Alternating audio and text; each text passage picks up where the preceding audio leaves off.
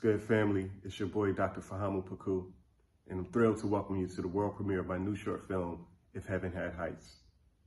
This new film serves as a prelude to my exhibition of the same title, which opens April 1st at the Arthur Audrey Gallery in New Orleans. Immediately following the film, there'll be a quick talk back with my good friend, Nashville-based independent curator Michael Ewing, so please stick around. Now, I know why you're here. I'm excited. Hope you're excited, and I can't wait for you to see it. So without any further ado, ladies and gentlemen, If Heaven Had Heights.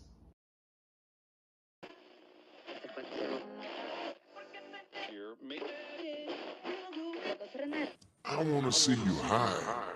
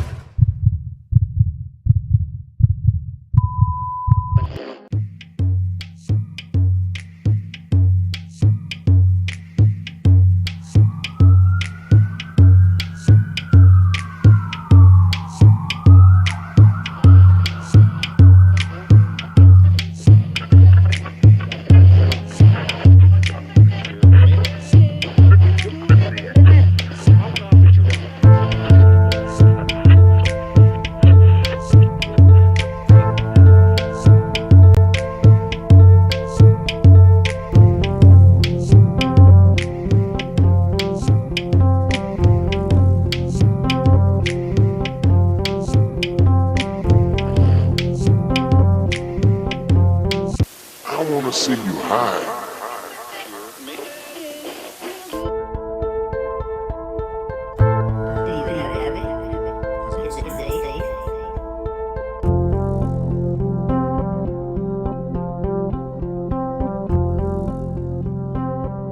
But I want to see you high where you can't come down.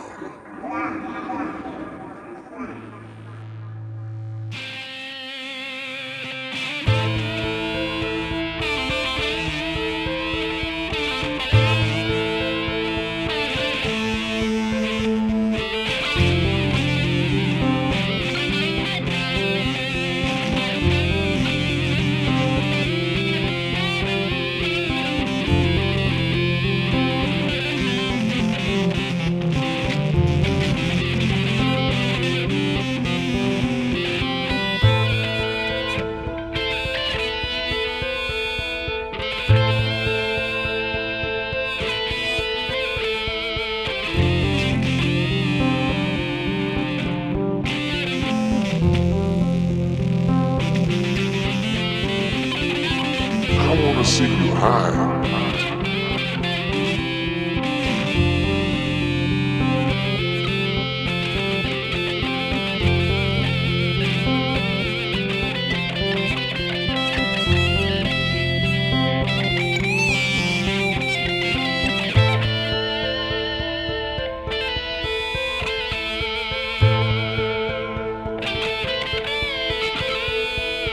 But I wanna see you high when you can't come down.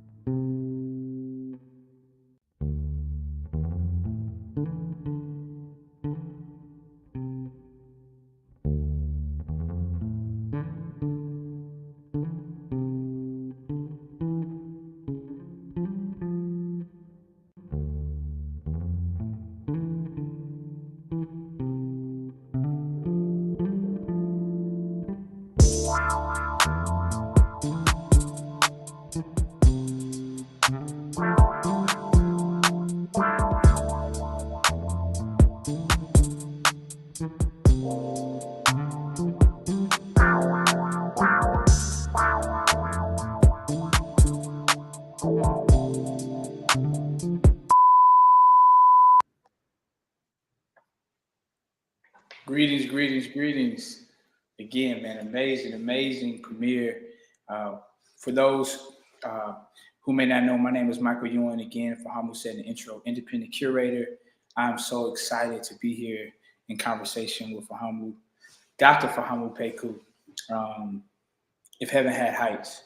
And so I think the most appropriate way, one, I just got to give it a moment to breathe. That was a really powerful film. And just want to just thank you for your creative offering to the world. But also just want to really start from a point of inspiration and just kind of understand what inspired you to create a film such as this. Man, first of all, man, thank you. And thank you to everybody who's like tuned in live right now for joining us. The inspiration for the piece really emerges from, the inspiration for the entire collection, right? It's about trying to rewrite, reauthor, the ways in which we see young Black men and see young Black people and their potential in this world, right? So much of the language that we use is negative and controversial and problematic, right? It's very difficult for someone to aspire to something great when everything that they hear, talks about their destruction, right? And so If Heaven Had Heights reconfigures and recomposes, the things that we view or consider as negative, right, within this community of people, as something that is potentially a mechanism, a delivery system for hope. It's beautiful. And just going through that, like, I just want to kind of deconstruct the film a little bit, if you don't mind. The soundtrack, right? Like, it was very engaging. Like, what inspired from kind of the treatment of the film to even kind of the soundscape of the film that I think really has this kind of Southern, sound to it. Mm-hmm. Yeah, man. When I was doing this project, like most of my work, Atlanta is at the heart of it.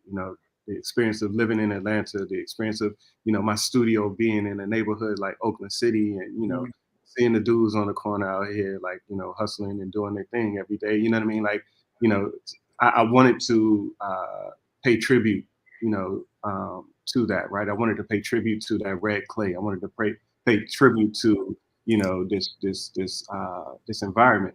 And as I was thinking about the film, and trying to think about the score and the music and stuff like that, like my mind instantly went to Organized Noise.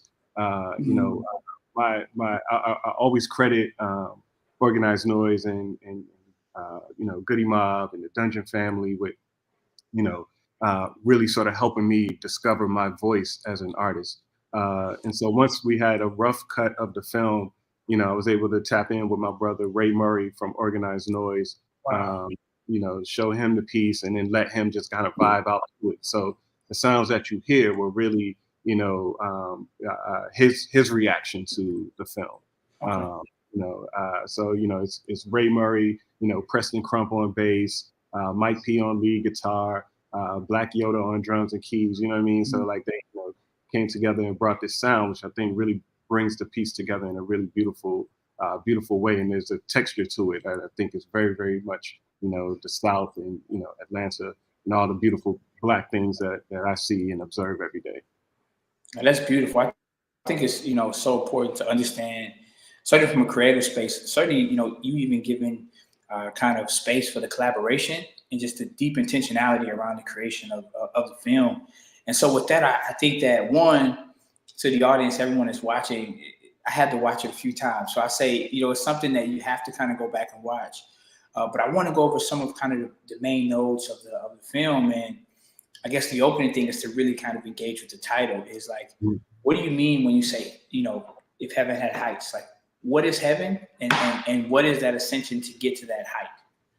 Yeah, and that's the beautiful part about it, right? Like it's not so much a declaration as much as it is a question, right? It's, trying to figure out and determine what that can be, right? And so much of what we think of when we think of heaven, when we think of aspiration, right, is rooted in other people's ideas and not our own, so much so that to the detriment of ourselves, we diminish and take away from our own power, chasing something else, chasing somebody else's vision of what is beautiful, of what is appropriate, of what is success, right? Like if heaven had heights, really asks us to imagine what heaven is for us, right? What does that look like? What does it look like to craft your own cosmology of being, right? Like, what does that look like? And so much of our experience here in this Western world is like tied and rooted to ideas that are essentially white supremacist ideas that don't necessarily affirm us, right? Like, a system that was built without us in mind that we have to try to squeeze ourselves into, like we have to try to make ourselves fit into. And so, the whole concept of this body of work in the series really celebrates the ways in which like Black youthful dissidence, comes up against these ideas of appropriateness and respectability, right? As a way of sort of distancing ourselves from those rules and establishing our own system of values, our own system of beauty, our own system of aspirations, our own system of goals, right? And so that in that way, we begin to craft our own heaven that we can then rise into, that we can then grow into, that those heights that we can begin to ascend to, that we've created, that we've crafted for ourselves. So would it be safe to say when you're dealing with heaven, you're not dealing with heaven in the aspect of a place we have to go or experience after death? You're talking about kind of a heaven on earth, just to be clear. Yeah. In fact, it's like this idea of heaven on earth is really a mind, like a mind shift. It's about changing your perspective,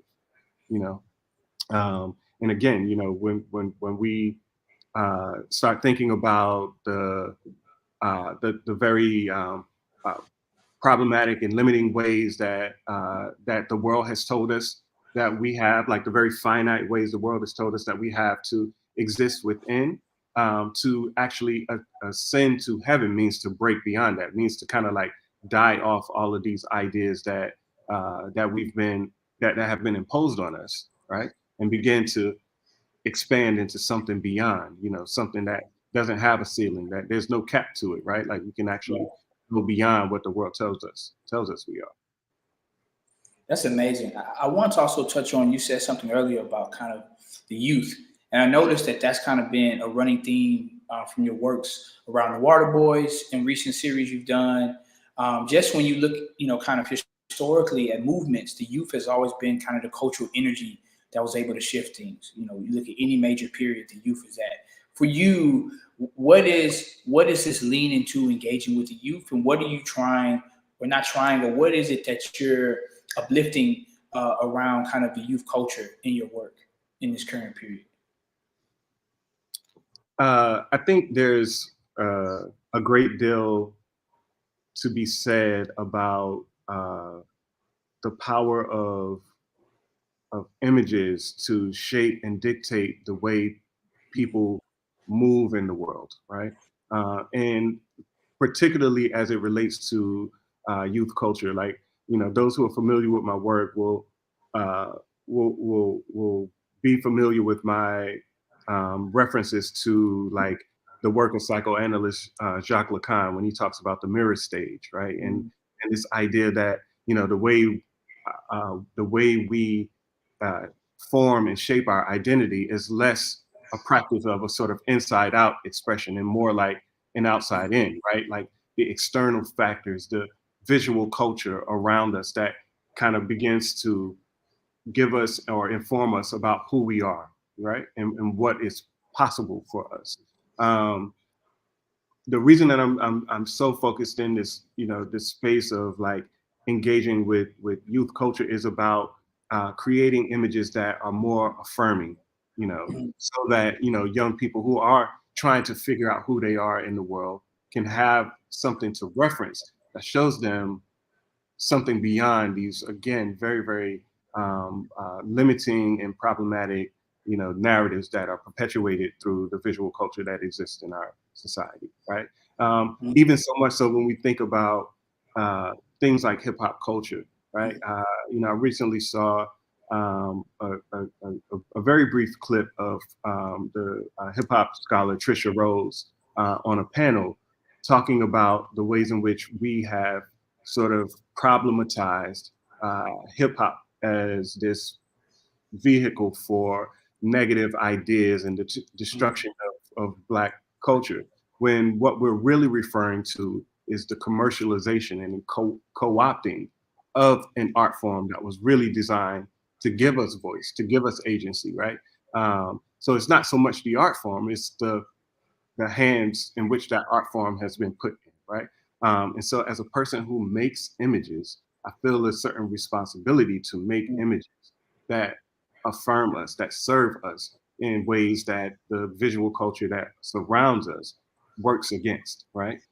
So yeah, for me, the focusing on the youth is really important in that regard. But again, I'm also reacting to and responding to the expression of dissidence, right? The expression of what we might even call rebelliousness, right? In youth culture, because it does push against all of these like standards and ideas that we have, that most of us as adults have just sort of accepted as this is the way to go, this is the way to do it, and most of the time we've done that because it promises us some degree of safety, right? Like these images, these ideas, they push against our fears, and most of us end up sort of, again, like shrinking, into these spaces that we operate in because, oh, I don't want to lose my job. Oh, I don't want to, get in trouble with this person. I don't want to, get, what's the word? The thing, I don't want to get canceled on social media. So I'm gonna just do this thing, right? But this dissidence, this obstinacy that exists in like Black youth culture provides a sort of outlet, right? Like it's a a way of seeing, a way of being, a way of thinking that I find to be really rich and generative and presents alternatives to the narrative that we have come to accept. No, that's truly powerful. And when you spoke about earlier, I want to engage in also, if you have any questions or comments or questions, please pose them. So because we want to have a portion where you can engage and we can lift those questions up into the discussion. But talking about visual language, there's some very intentional visual cues throughout the film. From the Jordan 1s, which I distinctly saw kind of hanging from the power lines. You see them as these kind of vehicles, a device that the gentleman's running in, the car shells that all of the gentlemen are putting into their ears. But I would love to start with kind of this figure that we see in a distance called the sad guy. If you could lean into that and maybe some of those kind of visual cues or visual markers that you put throughout the film, that would be great. For sure. Well, before I get into like some of that, I do got to give a big shout out to my homeboy Tremaine Hamilton, aka Runway Trey, who is the director of photography, the visionary that helped to bring this project to life. I shared the treatment with him, and he was like, I see it, I get it, and I mean he literally went to work, helping me to realize this vision. So big shout out to Trey. But yeah, man, the SAG God is a spirit. He represents this spirit of rebellion. He represents the spirit of dissidence, right? And this spirit of potential and possibility. The shedding of ideas. I think that this figure becomes the first iteration of entities that I'm creating in a sort of vocabulary of a new sort of cosmology, a new pantheon of deities that speak to our experience as African descendant people, not wholly African. They're not wholly of the place that we are, but this sort of creolized version of our experience. He is a spirit that reflects us, right? So it's like, when we think about religion, when we think about human beings sort of reliance on creating religious images and religious ideas, all of these things are about affirming our existence as human beings. There is no spiritual practice, right, that comes from our experience. We are, told that we have to believe in this, we have to believe this thing, you know what I'm saying? But none of those entities, none of those beings and those practices look like us, right? And so SAG God becomes a sort of vehicle, for this expression of Black youthful rebellion to have shape, right? So SAG God is giving shape and form to these ideas that are not even always easily articulated, but certainly felt, right? Like certainly experienced. So many of us have had that point in our lives where, you're taught to do this, and this to get along, but you ultimately have to come up against that, right? In order to figure out who you are, you have to come up against that. You have to push back. You have to resist. You have to buck the system. You know what I mean? Like SAG God is that bucking of the system in order to discover your voice, in order to see who you are.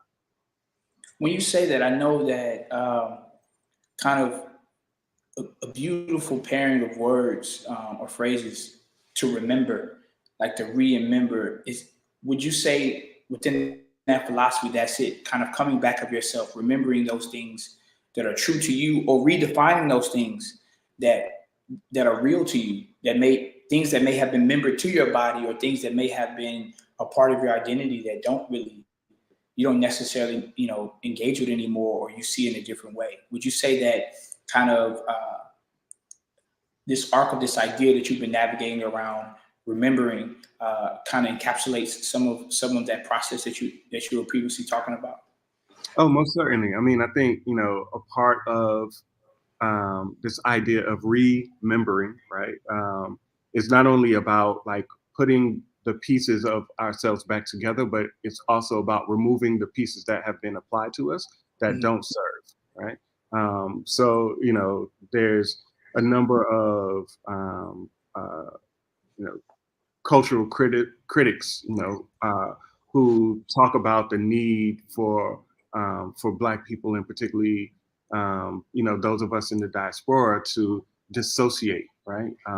To practice the art of renunciation, right? To shed, you know, all of the ideas of our Blackness that we did not create, the ones that have been, you know, us, the ones that have been imposed on us, as a way for us to, ultimately be able to step into our true power, ultimately step into our true experiences as a people.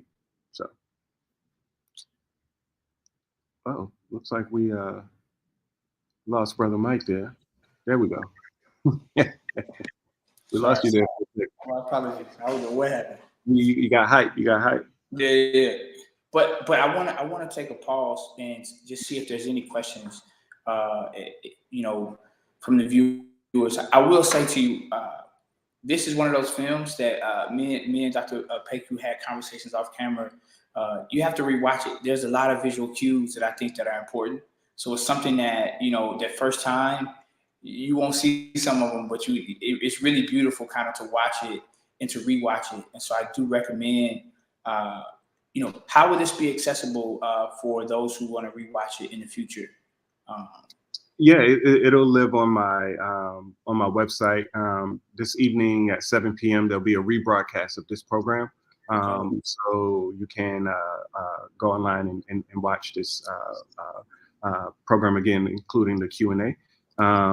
But yeah, I mean, in terms of the visual cues, you mentioned the cowrie shells. This is something that is a recurring theme in my work, and thinking particularly about the the African spiritual African spiritual practices that involve and incorporate cowrie shells, particularly as mechanisms for divination, right? Like the cowrie shells have, been a form of currency in African history and culture. It's been, about adornment, but they're also a delivery system, right? Like it's a methodology for reading and receiving messages from spirit, right? And so when you see the young men, get this pack that you think is drugs, right? Like you Yeah, realize definitely. ultimately that they're delivering, a message to one another. And when they put the cowrie shells in their ears, they're hearing this message, which allows them to elevate, right? And so, I think there's, a number of ways, like the cowrie shell, and these references to African spiritual practices that continue to show up in our bodies, right? Like what I call Mhm. African cultural retentions. I think all of these things are important for us to mine and understand as we begin to like form and question and interrogate our identities as Black people. Like, what does it mean to be us? And not what somebody else told us, but to us. What does it mean to be us, to and for us? I wanted to engage, and then I want to bring this question. I saw this in the chat. Um, that moment, kind of what I would imagine is the climax of the film, when you see the gentleman start to elevate and this message is being heard. You intentionally, we don't hear what they're hearing, right? But we do hear this quote in this kind of distorted like voice. I would just love for you to kind of like simply talk about that quote, because I thought it was very powerful in the way that you're translating this idea of when you enter the film, you kind of think of this dope deal that's happening, this exchange that's happening, and you hear a gentleman saying, I want to see you high, but high in a way where you can't, Mm-hmm. Yeah, man. And to be quite honest, I got to give like mad props to Ray again, because this was something that he introduced after seeing the film, and it was a, a sample that he pulled from a speech by Farrakhan, Minister Louis Farrakhan. And in that speech, Farrakhan is saying, I want to see you high, but I want to see you high where you can't come down. So much of what we think about as, relief, resistance, you know, even success in a lot of ways are temporary fixes.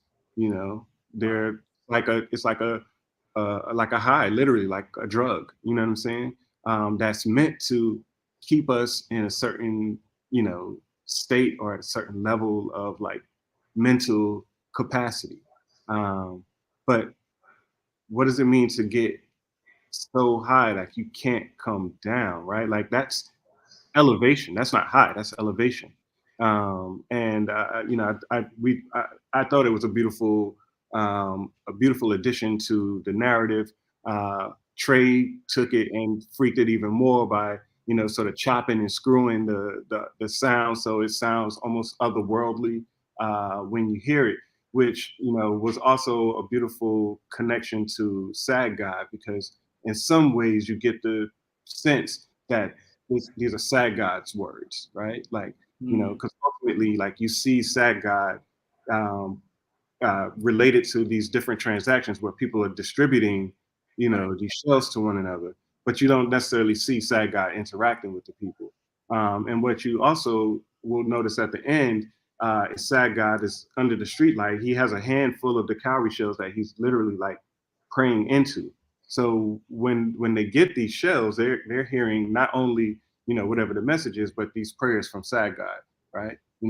For their elevation, for their enlightenment. Yeah.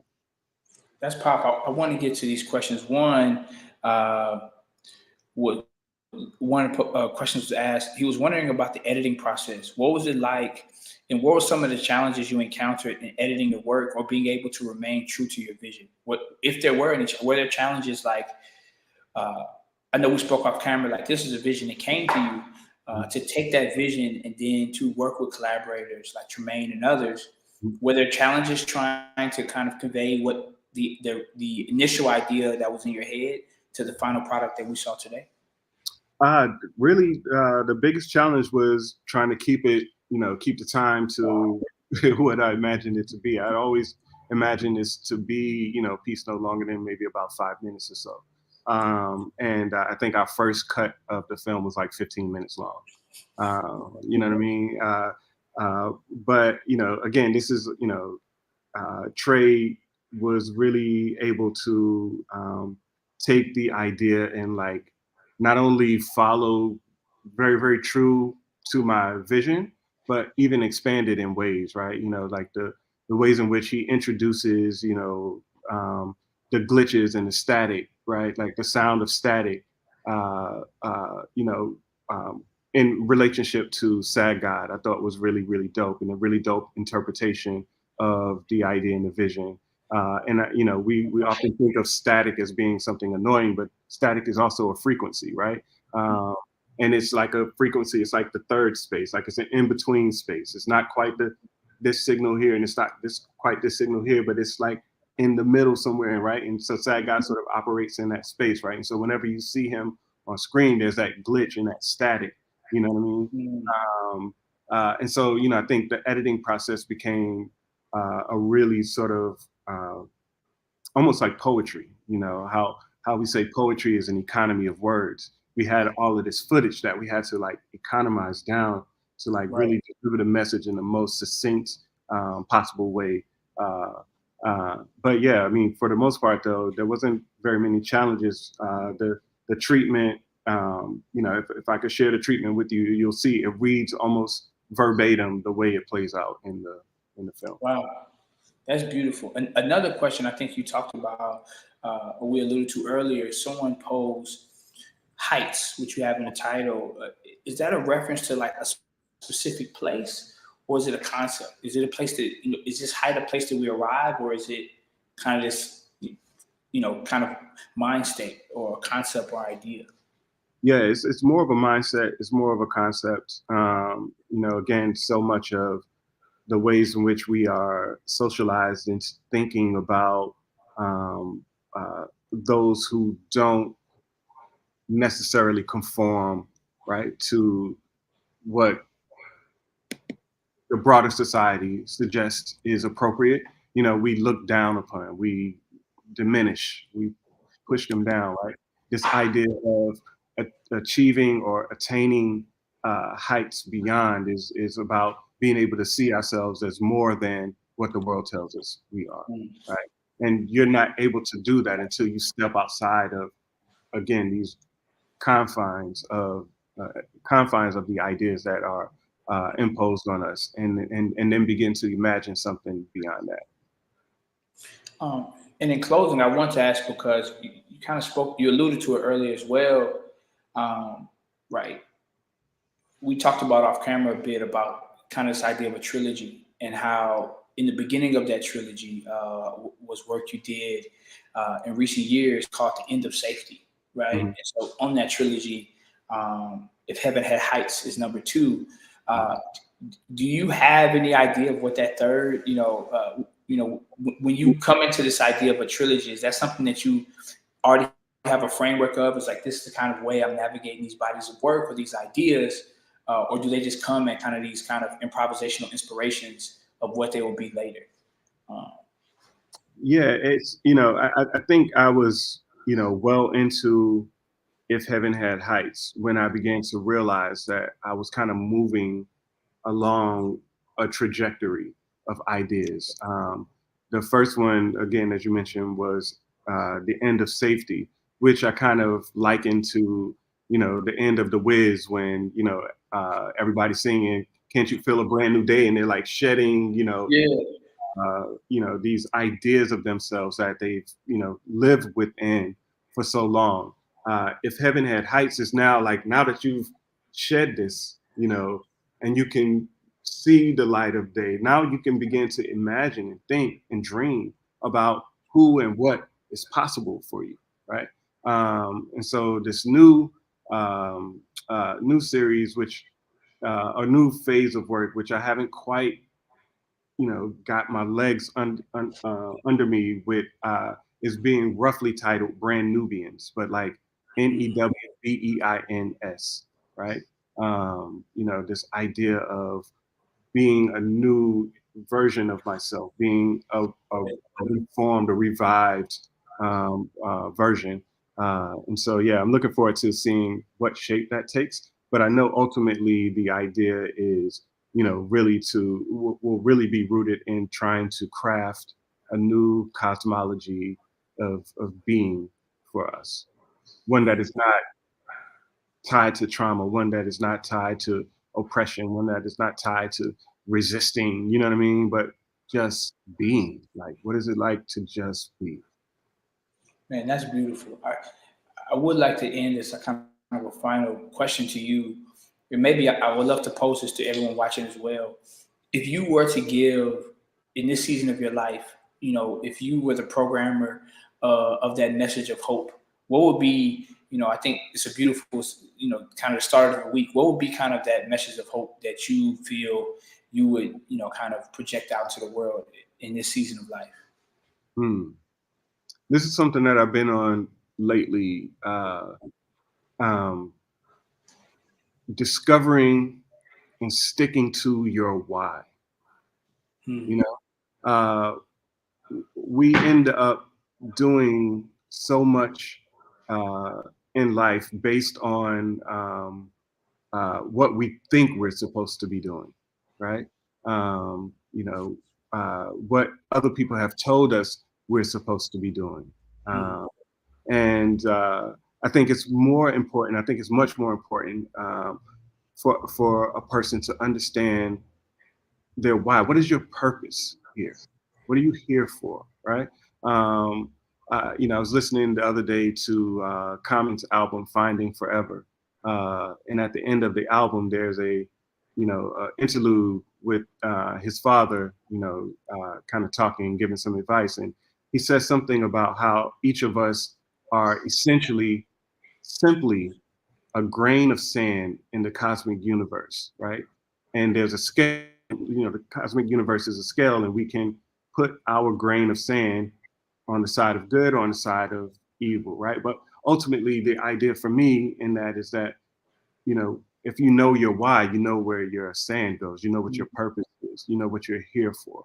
And so that's my thing. It's like, why are we doing this? What is this about, right? You know, and doing that and discovering that, right? I think we make ourselves and make our legacies much more meaningful. That's powerful. Thank you for that. And for Mhm. those, you know, quick self promotion. For those who don't know, I have an exhibition happening currently in Nashville, Tennessee, at Tennessee Contemporary Gallery called The Human Synthesis, a Human Synthesis, by amazing artist out of Maryland named Wesley Clark. And it's really beautiful. If y'all don't know, I curated a show about 2 years ago with Fahamu. It was the first time ever in history of him showing his abstract works in a public exhibition.